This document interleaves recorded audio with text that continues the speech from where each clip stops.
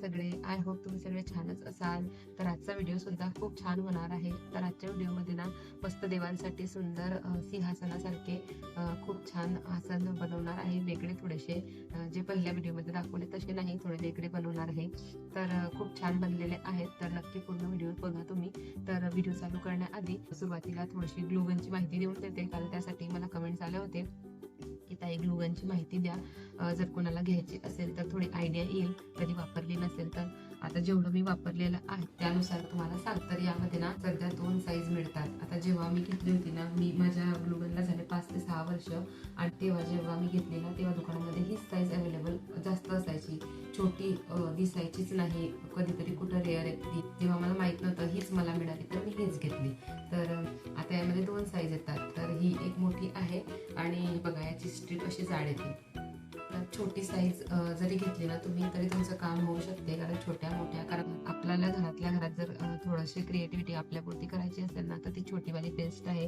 कारण ना ही वापरल्यानंतर मला आता असं वाटतं की यामुळे थोडासा ग्लो जरा वेस्ट होतो, कारण स्ट्रीप जाड आहे. एकदा ग्लूगन तापल्यानंतर ना खूप जास्त पटकन मेल्ट होते आणि मग ग्लू बाहेर यायला लागतो. बाहेर आल्यानंतर मग आपण पटापट आपली क्रिएटिव्हिटी केली तर ठीक, नाही तर थोडा जर वेळ लागणार असेल तर तोपर्यंत ग्लू बऱ्यापैकी बाहेर येऊन जातो आणि तो ग्लू वेस्ट होतो. तसं व्हायला नको, त्यासाठी तुम्ही ना छोटीवाली घ्या. जर तुमच्यापुरती तुम्हाला यूज करायचं असेल, जास्त तुम्हाला काही काम नसेल, थोडंफारच आपल्यापुरती क्रिएटिव्हिटी असेल तुमची, तर छोटीवाली घ्या. तिचे स्ट्रिप पण थोडे बारीक येतात आणि हे जे टोक असतं ना हे पण थोडं बारीक असतं, त्यामुळे ग्लूगन थोडीच बाहेर येते मेल्ट झाल्यानंतर. तर आपल्याला जेवढी गरज आहे तेवढंच आपण यूज करू शकतो. बटन बंद केलं मेल्ट होणं कमी होते हळूहळू, पण तरी सुद्धा एखाद्या नादामध्ये आपण कसं विसरून जातो बटन चालू बंद करायला, मग तेव्हा खूप जास्त तापून जाते, खूप जास्त मेल्ट होऊन ग्लू बाहेर वेस्ट होऊन जातो. तर तसं नको व्हायला म्हणून तर या ग्लूगनमध्ये ना ते जास्त फास्ट होतं मला असं वाटतं.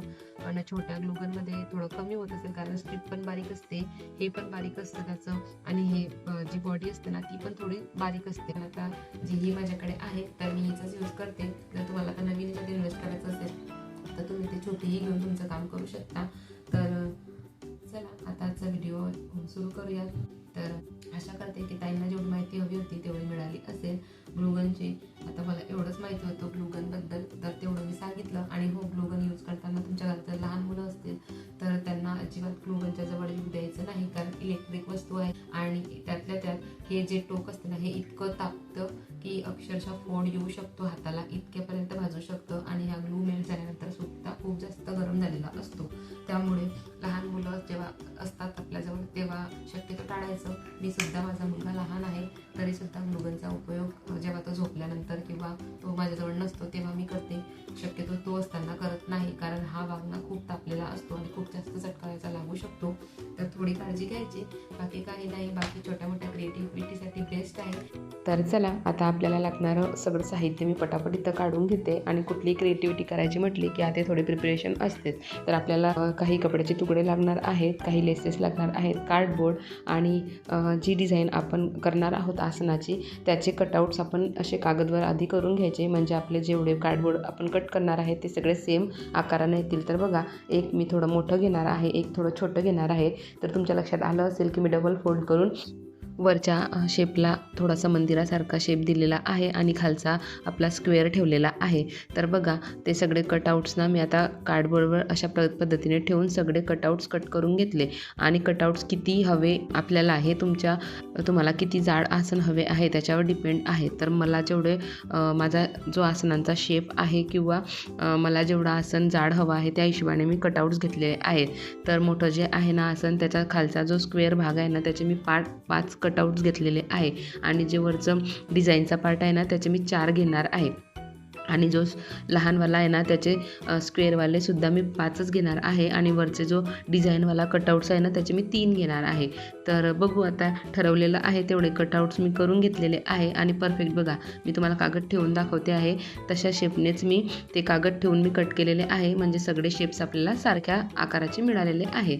तर आता ना हे सगळे शेप्स आपल्याला एकमेकांना चिपकवून त्याचा बेस तयार करायचा आहे. जसं आपण पहिल्या आसनांच्या व्हिडिओमध्ये बघितलं होतं की आपण सर्कल एकावर बारीक चिपकवून त्याचे बेस तयार केले होते, जेवढ्या जाडीचे आपल्याला हवे आहे तेवढे. त्याच पद्धतीनं आता करायचं आहे. तर बघा आता मी मोठ्या आसनाचा जे स्क्वेअरवाला आहे ना खालचा बेसचा भाग, तो मी आता जेवढा जाड मला हवा आहे, तर साधारणतः मला 5 लेअर एवढा जाड हवा आहे. तर तुम्ही वाढवूही शकता किंवा कमीही करू शकता तुमच्या देवाऱ्याच्या हिशोबाने, किंवा तुमचं जेवढं आसन तुम्हाला बनवायचं आहे त्या हिशोबाने तुम्ही ठेवू शकतात. तर मला 5 एवढं बस होते, त्यामुळे मी 5 लेअर घेतलेले आहे कार्डबोर्डचे. तर आता बघा वरच्या साईडनं मी 4 लेअर घेणार होती या डिझाईनच्या कटआउट्सचे, पण नंतर माझ्या लक्षात आलं की 3ही पुरे होऊन जातील. तर त्यामुळे ना मी 1 स्किप केलं आणि 3च घेतले. तर ठीक आहे, असं चिपकवून माझं झालेलं आहे. तर आता जे छोटंवालं आहे ना त्याचेसुद्धा आपण असंच बेस तयार करून घेऊयात.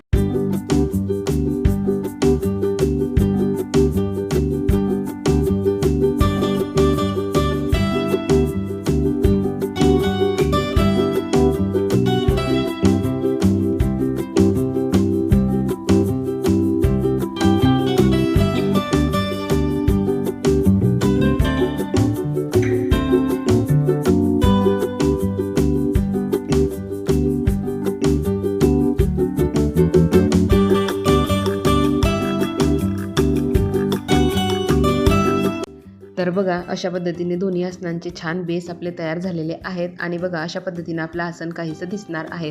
तर आता आपल्याला यावर छान कपडा चिपकवून घ्यायचा आहे. आणि हा कपडा जर सिल्क किंवा मग वेल्वेटचा असेल ना तर आसन खूपच सुंदर दिसतात. सिल्कचे किंवा वेल्वेटच्या कपड्याचे मी आधीच्या व्हिडिओमध्ये सुद्धा सांगितलं आहे. आणि बघा आता जेवढं आपलं कटआउट्स आहे त्याच्यापेक्षा थोडंसं जास्त येईल असा कपडा आपल्याला कट करून घ्यायचे आहे. तर 4ही जे बेस आहे ना त्यासाठी आता मी कपडा कट करून घेते. नंतर मग हा कपडा या कटआउट्सला व्यवस्थित चिपकवून घेणार आहे. तर बघा जेवढं आवश्यक आहे मला चिपकवण्यासाठी तेवढं ठेवते, बाकी मी कट करून घेत आहे. तर आता पिंक कलरचं माझं कट करून झालेलं आहे. आणि आता दुसरा कलर मी हा ग्रीनवाला सिलेक्ट केलेला आहे. आता यामध्ये थोडासा कलर शेड वेगळा दिसतो आहे, पण हा कलर खूप सुंदर असा मोरपंखी आहे. तर अशा पद्धतीने मी कट करून घेतले आणि आता मस्त चिपकवून घेणार आहे. आणि ना हे कटआउट्स कपड्याला चिपकवताना कपड्याला अजिबात वही वगैरे पडू द्यायची नाही, नाहीतर मग आपलं फायनल जे तयार होणार आहे ना वस्तू ती एवढी छान दिसणार नाही. तर अगदी छान प्लेन चिपकेल या हिशोबाने चिपकवायचं. तर आधी बेस चिपकवायचा, नंतर बाजूच्या कडा चिपकवायच्या. तर अशा पद्धतीने मी आता 4ही कटआउट्सला कपडा व्यवस्थित पद्धतीने चिपकवून घेते.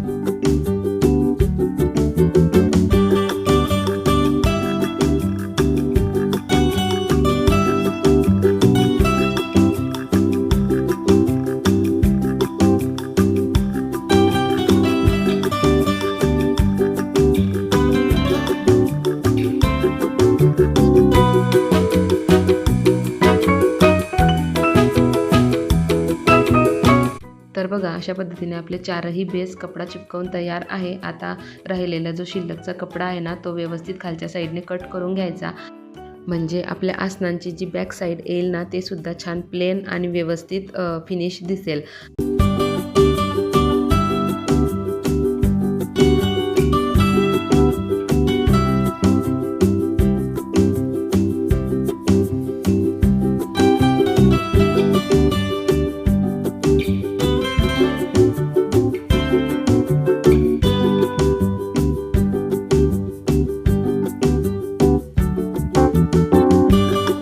तर बघा आता आपले छान कलरफुल बेस आसनांचे तयार झालेले आहेत. तर आता येते डेकोरेशनची बारी. तर या सुंदर लेस लावून आता आपल्याला यांना छान डेकोरेट करायचं आहे. तेच मी ठरवून घेत आहे की कुठली लेस मला लावायची. आणि माझं ठरवून झाल्यानंतर मग छान लेस लावायला घेतली. तर आधी खालच्या बेसला मी लेस लावून घेत आहे. तर बघा अशा पद्धतीने व्यवस्थित चिपकेल अशा हिशोबाने व्यवस्थित लावून घ्यायची. खाली वरती होऊ नाही द्यायची लेस, नाहीतर ते छान दिसत नाही. अगदी कडेला छान तिचा वरचा भाग आला पाहिजे. अशाच काही छोट्या छोट्या गोष्टी असतात, तर त्या जर आपण व्यवस्थित केल्या ना तर फायनल जो लूक असतो ना आपल्या वस्तूचा तो खूप छान येतो. तर बघा इथं आता खालच्या बेसला मी लेस लावून घेतली. किती छान दिसत आहे बघा. फक्त लेस लावल्यानेच त्याला किती छान लूक आलेला आहे. तर आता जो वरचा डिझाईनचा पार्ट आहे ना त्यालासुद्धा आपण छान लेस लावणार आहे. त्यासाठी ना खालच्या बेसपेक्षा थोडी पातळ अशी लेस मी सिलेक्ट केलेली आहे, कारण वरच्या बेसची जी जाडी आहे ना ती थोडी कमी आहे आणि जेवढी जाडी आहे ना तेवढ्याच जाडीची लेस मी सिलेक्ट केलेली आहे. तर बघा अशा पद्धतीने सगळ्या बाजूने ग्लू लावून मी त्यावर छान पक्की लेस चिपकवून घेतलेली आहे. आणि बघा मी जो जोडचा भाग आहे ना तो खालच्या साईडने ठेवलेला आहे, म्हणजे वरती कुठंही लेसचा जोड आपला दिसणार नाही. तर एवढं सगळं काम होता होता मग लक्षात आलं की माझी थोडीशी काहीतरी चुकी झालेली आहे. तर आता मला ना जे मी खालच्या बेसला लेस लावली होती ना ती मला आता थोडीशी उकलावं लागणार आहे, कारण मला हा बेस आधी खालच्या बेसला चिपकवायचा होता, नंतर खालच्या बेसची लेस लावायची होती. पण मी क्रिएटिव्हिटी करण्याच्या नादात एवढी गुंग झाली की ते मला लक्षात राहिलं नाही आणि मी दोन्ही बेसला लेस लावून टाकली. तर बघा थोडीशी ना जो मागचा भाग आहे ना फक्त जिथं आपल्याला बेस चिपकवायचा आहे तेवढा मी काढला आणि आधी त्याला बेस लावून घेणार आहे, जो मागचा वाला बेस आहे ना तो, आणि नंतर मग दोन्ही याला ही लेस लावणार आहे. तर बघा अशा पद्धतीने मी आता तिथं ग्लू लावून घेतला आणि बघा हा जो बेस वरचा होता ना तो मी तिथे लावून घेत आहे आणि नंतर मग ती लेस सरळ तट ओढून लावून घेणार आहे, म्हणजे वरचा जो उभा बेस आहे ना त्यालासुद्धा छान ग्रिप मिळेल. तर बघा अशा पद्धतीने दोन्ही साईडने मी लेस ओढून छान पक्की चिपकवून घेणार आहे, म्हणजे आपलं आसन बाजूनं सुद्धा छान दिसेल, कुठंही जॉईंट दिसणार नाही. मागच्या साईडनं पूर्ण लेसचे टोकं येतील. आणि बघा आता अशा पद्धतीनं आपलं आसन तयार झालेलं आहे आणि जो मागचा साईड आहे ना त्याच्यावरती जो आपण कागदावरती कटआउट केला होता ना तो चिपकवून द्यायचा, म्हणजे मागची साईडसुद्धा छान दिसेल. कुठंही ग्लू किंवा लेसचा जॉईंट असं काही दिसणार नाही, अगदी छान रेडीमेडसारखंच दिसेल. तर बघा अशा पद्धतीने आपला हा छानसा आसन तयार झालेला आहे. तशाच पद्धतीने मी आता दुसरंसुद्धा करून घेणार आहे.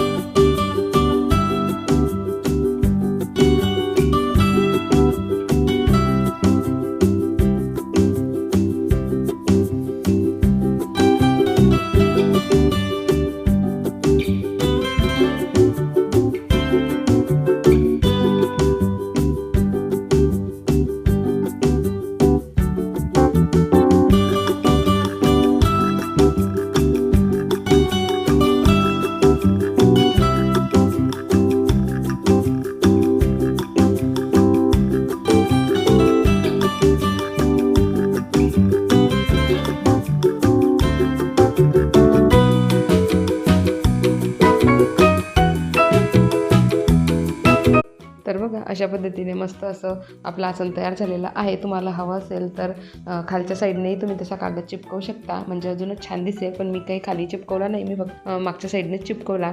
तर बघा आता मध्यभागी जो जॉईंट होता ना तिथं मला असं वाटत होतं की ग्लू दिसतो आहे थोडाफार, तर तेही दिसायला नको म्हणून तिथंसुद्धा मी एक बारकीशी लेस लावून घेतली आणि आपले आसन अजूनच छान दिसायला लागले.